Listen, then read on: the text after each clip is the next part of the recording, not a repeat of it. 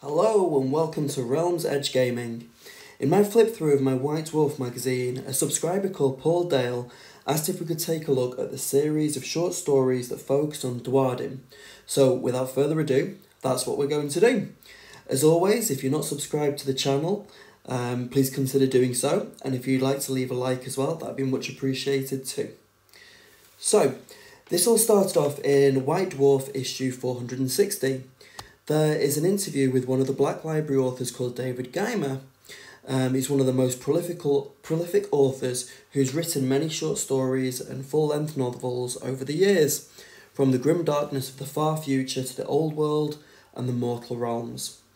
And in the interview, he starts by discussing how he got into Warhammer and writing for Black Library, and then there's a real focus on the Age of Sigmar universe. The interview then goes on to say that David's editor asked him to write a series of exclusive stories for White Dwarf about the Dwarden, their heroes, myths and legends within the Age of Sigmar universe.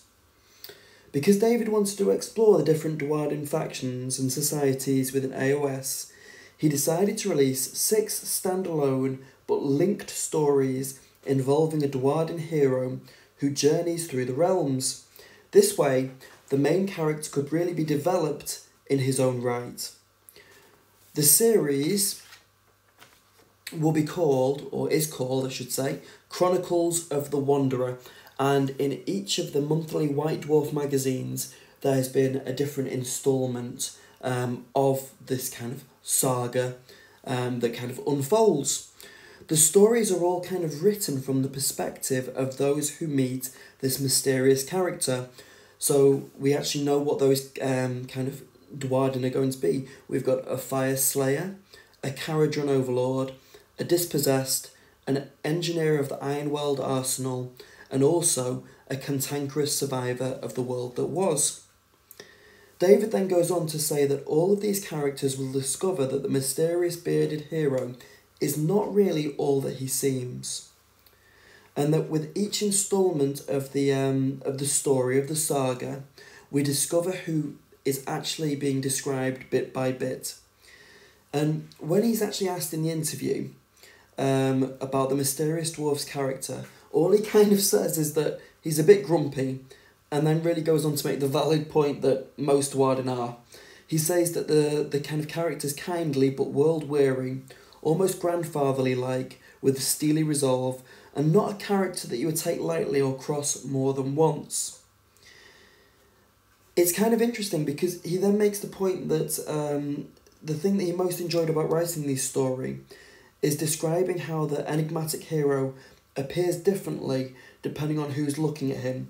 So, for example, in the first story, which is called Mother of Fire, it's written from the perspective of the Fire Slayers, and to them he appears as a muscle-bound hearth-carl with a crest of ash-white hair and leather-hard skin covered in gold runes.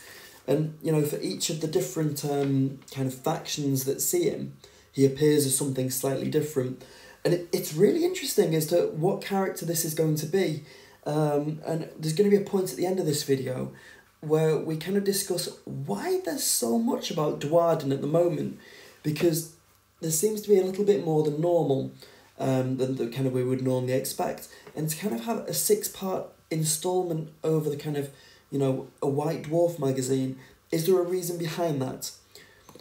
As the interview kind of moves on, he's asked about whether Gortrek will make an appearance within the short stories, and all he says on that is that we'll have to wait and see.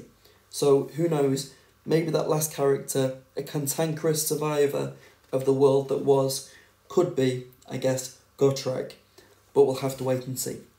So, on to the kind of the point that we were talking about. Why is there so much Dwarden at the moment? Because if you remember, at Christmas time we had the Jacob Bugmanson Christmas model. We've had a series of Hammerhall Herald articles about Urgold. And then in a recent article about how to survive a smackdown between Teclis and Nagash, it says in the Warhammer Community article, we've heard rumours that something is going on under the mountains of Shamon too, the realm of metal, so keep up to date. and don't get caught out when their plans inevitably spill over.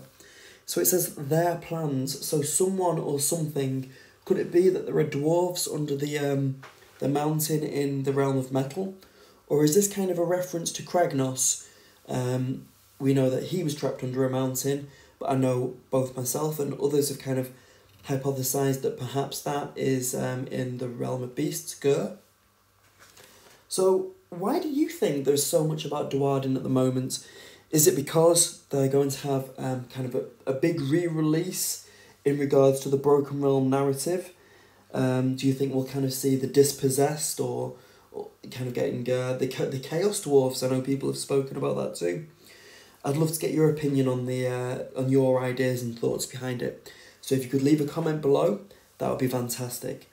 What we'll do in the next episode to do with this series, we'll take a look at that first story, Mother of Fire, and we'll kind of break it down, what happens in that story, because I know particularly, as Paul said, he is interested in them, but unfortunately didn't manage to get the magazine. And this is something that we've spoken about before in regards to the Flashpoint series with the Broken Realms narrative. It seems a real shame that if you don't get the magazine, or you miss an article, or you miss an issue, then you kind of do miss out on a part of the story. So that's what we're going to do. We'll cover the stories.